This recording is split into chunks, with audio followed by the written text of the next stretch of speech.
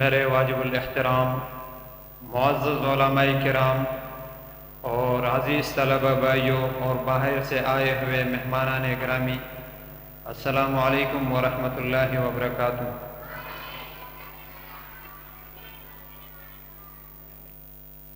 میرے محترم بھائیوں، میں دل کی عطا گہرائیوں سے حضرت مولانا ابو ذر صاحب اور ان کے تمام رفقاء کو دل کی عطا گہرائیوں سے مبارکباد پیش کرتا ہوں کہ ان کی تمام رفقاء اور ساتھیوں نے جو ہے بھرپور محنت کر کے سالہ سال ان مبارک اور قیمتی اشخاص کو جو ہے ان کو تیار کر لیا،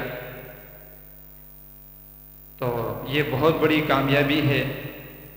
اور یہ کامیابی اللہ تعالیٰ جو ہے ہر گھر میں اس طرح پیدا فرمائے۔ اور میرے محترم بھائیوں، ان کے بارے میں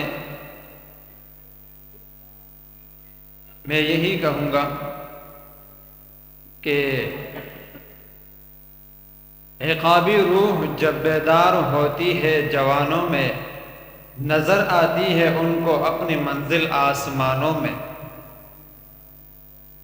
عقابی روح جب بیدار ہوتی ہے جوانوں میں، نظر آتی ہے ان کو اپنی منزل آسمانوں میں۔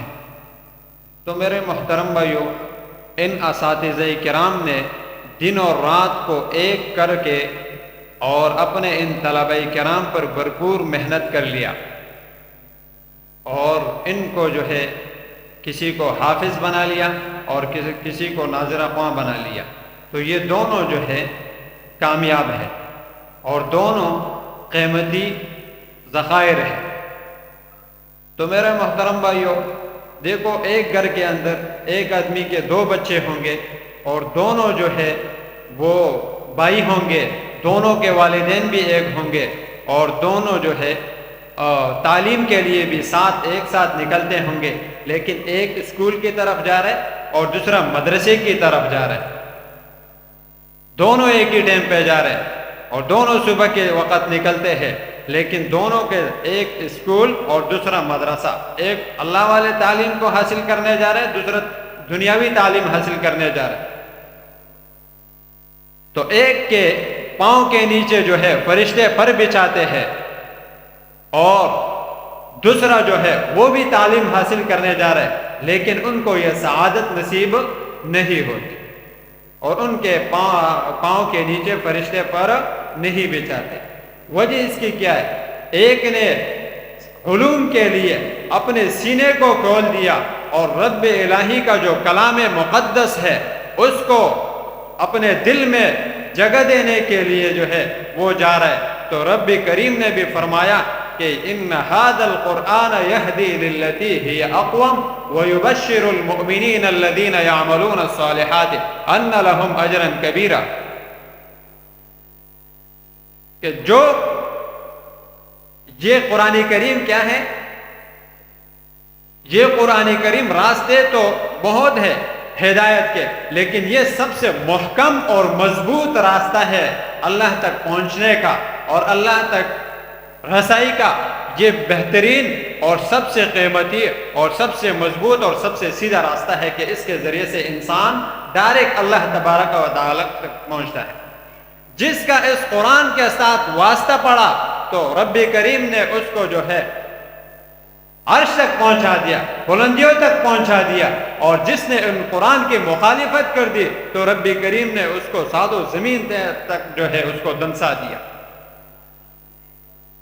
یہ مدرسہ یہ آج کی پیداوار نہیں ہے، یہ کسی ایس پی صاحب نے اس کی بنیاد نہیں رکھی، کسی ڈی ایس پی نے نہیں رکھی، کسی وزیر اعلیٰ نے نہیں رکھی، اور کسی فوجی جنرل کرنل نے نہیں رکھی، صدر وزیر اعظم نے نہیں رکھی، بلکہ اس کی بنیاد اگر رکھی ہے وہ کسی ولی نے بھی نہیں رکھی، کسی پیغمبر نے بھی نہیں رکھی، بلکہ خالق کائنات نے ساتوں آسمانوں کے اوپر عرش مولا کے اوپر اس کی بنیاد رکھی ہے۔ وَعَلَّمَ آدَمَ الْأَسْمَاءَ ثُمَّ عَرَضَهُمْ عَلَى الْمَلَائِكَةِ فَقَالَ أَنْبِئُونِي بِأَسْمَاءِ هَؤُلَاءِ إِن كُنتُمْ صَادِقِينَ۔ تو میرے محترم بھائیوں، وہاں سے تعلیم اور تعلم کا جو ہے وہ سلسلہ شروع ہو گیا، اور اس کے بعد یہ سلسلہ منتقل ہو گیا غار حرا کی طرف، اور غار حرا میں جو ہے وہاں پر رسول اللہ صلی اللہ علیہ وسلم کے پاس حضرت جبرائیل علیہ السلام وحی لائے، اقرأ بسم ربک الذی خلق خلق الانسان من علق۔ یہ پھر وہاں سے یہ سلسلہ منتقل ہو گیا دار ارقم کی طرف، اور دار ارقم میں حضرت اقدس صلی اللہ علیہ وسلم وہاں موجود ہے، تشریف فرما ہے، اور صدیق اکبر رضی اللہ تعالیٰ عنہ وہ دن رات محنت کرتے رہے، اور کفار کے جو بڑے بڑے سردار اور رؤساء ہر ایک کے اندر یہ تبلیغ کرتا رہا، ان کے اندر تبلیغ کرتا رہا اور ان کو دعوت دیتا رہا کہ آؤ دار ارقم کی طرف آ جاؤ، مدرسہ کھولا ہے وہاں آ جاؤ، وہاں تعلیم قرآنی تعلیم کو حاصل کر لو۔ تو ان طلبہ میں سے 37ویں نمبر پر طالب علم بننے والا وہ حضرت امیر حمزہ رضی اللہ تعالیٰ عنہ ہے جو وہاں پہنچتا ہے۔ اس نے جب ایمان لایا تو کفار حیران اور سرگردان ہو گئے کہ اب کیا کیا جائے، ہمارے تو بڑے بڑے سردار وہ ان کی شاگردی میں جا رہے ہیں، اب ان کے ساتھ کیا کیا جائے، ان کے راستے کو کس طرح روکا جائے۔ تو وہ سارے حیران اور سرگردان ہو گئے، سب نے میٹنگ بلایا، اور میٹنگ بلا کر جو ہے وہ قائم کر دیا، سارے بیٹھ گئے سر جوڑ کر کے اب اس راستے کو کس طرح روکا جائے۔ تو اب ابو جہل کی صدارت میں یہ میٹنگ جو ہے منعقد ہو گیا، تو سب نے یہی فیصلہ کر لیا کہ اب جو ہے یہی کیا جائے، سب کا یہی اتفاق ہو گیا کہ مسلمانوں کا جو پیغمبر ہے اس کو نعوذ باللہ ان کو قتل کیا جائے تو سارا راستہ جو ہے وہ ختم ہو جائے گا، اور ان کے نہ رہے بانس نہ بجے بانسری، آیا سمجھ میں؟ تو کچھ بھی نہیں ہوگا۔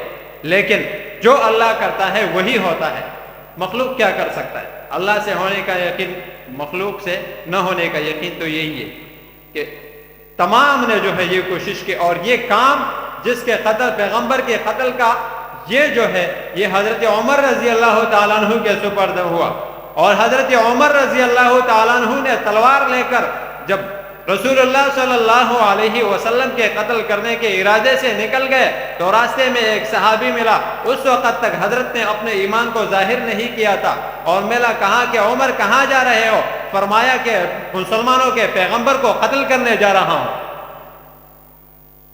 جب یہ بات کہی تو اس صحابی نے کہا کہ پہلے اپنے بہن کے گھر جاؤ، اس کی پوچھ گچھ کر لو، وہاں معلومات کر لو ان کا کیا حال ہے، پھر بعد میں جو ہے مسلمانوں کے پیغمبر کو قتل کرنے جاؤ۔ جب جا کر چلا گیا، روانہ ہو گیا، اور مسلمانوں کے اپنے بہن کے گھر پر جب چلا گیا اور دیکھا دروازے پر دستک دی، اندر سے آواز آ رہی تھی قرآن کریم کی تلاوت کی، اور ایک قاری صاحب بیٹھا ہوا ہے، بہن کو اور اس کے جو ہے بہنوئی کو دونوں کو قرآن کی تعلیم دے رہا ہے۔ تو اس نے جب آواز سنی بہت غصہ ہو گیا، تو قاری صاحب کو پہلے سے جو ہے وہ کیا کر دیا کہ اس کو محفوظ مقام پر بٹھا دیا، اور خود جو ہے بہنوئی نے دروازہ کھول دیا۔ تو اس نے اپنے بہنوئی کو مارنا چاہا تو بہن نے پہلے جو ہے وہ حاضر ہو کر اپنے شوہر کی بھی دفاع کر دی، اور ان کے وہ تپڑ اور گونسے کو اپنے چہرے مبارک پر لیا حضرت عمر کے، اتنے زوردار تپڑ کے ان کے چہرہ مبارک جو ہے وہ زخمی ہو گیا۔ تو میرا محترم بھائیو، اس کی بہن حضرت فاطمہ ابن خطاب نے فرمایا، اے عمر ابن خطاب، جس باپ کا خون تیرے رگوں تیرے جسم کے اندر موجود ہے، وہ خون وہ میرے رگوں کے اندر بھی موجود ہے۔ آپ مجھے مار سکتی ہو، میری جان نکال سکتی ہو، لیکن جو دولت قرآن کی جو مجھے نصیب ہوئے اور جو ایمان مجھے نصیب ہوا رب کی طرف سے، آپ وہ مجھ سے نہیں چھین سکتے۔ خبردار۔ حضرت عمر نے جب یہ بات سنی تو اس کے پاؤں بھی لڑکھڑانے لگے، اور فرمایا کہ جس چیز کو میں تو اپنے ملک سے دربدر کرنا چاہتا تھا، وہ چیز تو ہمارے گھر کے دہلیز کے اندر آ پہنچی ہے، اب اس کے ساتھ کیا کیا جائے؟ تو بہن سے کہا وہ چیز جو آپ پڑھ رہی تھی، وہ کتاب و قرآن، وہ ہمیں دکھائے۔ بہن نے فرمایا کہ خبردار، اس کے لیے بھی شرائط ہے، اس کے بھی کچھ آداب ہے، آداب کا تقاضا کریں گے، اس کو پابندی کے ساتھ اس کی پابندی کریں گے تو ہم جو ہے آپ کو وہ دے دیں گے۔ اس کے لیے سب سے پہلی شرط طہارت ہے، اگر آپ طہارت حاصل کریں گے تو طہارت حاصل کرنے کے بعد آپ کو پھر قرآن دیا جائے گا اور دکھا دیا جائے گا۔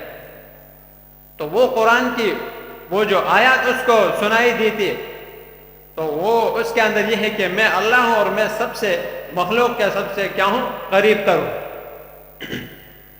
تو میرے محترم بھائیو، یہ آواز جب اس نے سنی تو حضرت عمر روانہ ہو گئے۔ اس وقت تک تو ایمان نہیں لا چکے تھے، لیکن دار ارقم کے طرف روانہ ہو گئے۔ تو ایک صحابی نے پوچھا کہاں جا رہے ہو؟ کہاں دار ارقم اس مدرسے میں جا رہا ہوں۔ کہاں کہ کس طرح جا رہے ہو؟ کہاں کہ بس ان مسلمانوں کے اس کے ساتھ ملنا چاہتا ہوں، پیغمبر کے ساتھ۔ چلا گیا، دروازے پر دستک دی، اندر سے کیواڑ کے اندر ایک صحابی نے دیکھا۔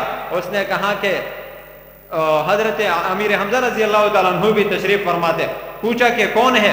فرمایا کہ عمر ہے اور ہاتھ میں ننگی تلوار بھی لیا ہوا ہے۔ تو حضرت امیر حمزہ رضی اللہ تعالیٰ عنہ نے فرمایا آپ سائڈ پہ ہو جاؤ، میں جا رہا ہوں۔ تو آواز دیا عمر خبردار، اگر صحیح طریقے سے اور صحیح ارادے سے آ جائے تو آپ کے لیے دروازے کھلے ہیں، لیکن اگر نہیں آئے تو آپ کا سر جو ہے تن سے جدا کر دیں گے۔ تو اس نے کہا نہیں، صحیح ارادے سے آیا ہے، مجھے لے کے جاؤ۔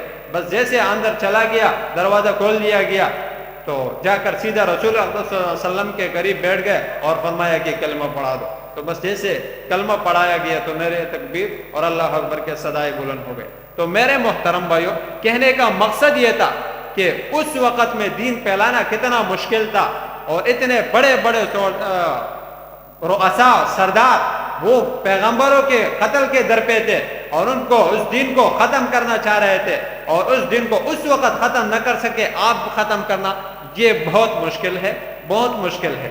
تو میرے محترم بھائیو، کوئی دین کو ختم نہیں کر سکتے، لیکن یہ ہے کہ ہم جو ہے ان دینداروں کے ساتھ، ان علماء کرام کے ساتھ، ان بزرگان دین کے ساتھ بیٹھ کر مزید اس دین کو حاصل کرے اور اس پر عمل کرے، تو اللہ تبارک و تعالی ہم سب کو ان باتوں پر عمل کرنے کی توفیق دے، اور اللہ تعالیٰ ان مدرسے کو جو ہے خوب ترقیوں سے مالا مال فرمائے، اور اللہ تعالیٰ حضرت مولانا کی عمر میں، صحت میں، عمل میں اور علم میں برکت نصیب فرمائے۔ وآخر دعوانا ان الحمدللہ رب العالمین۔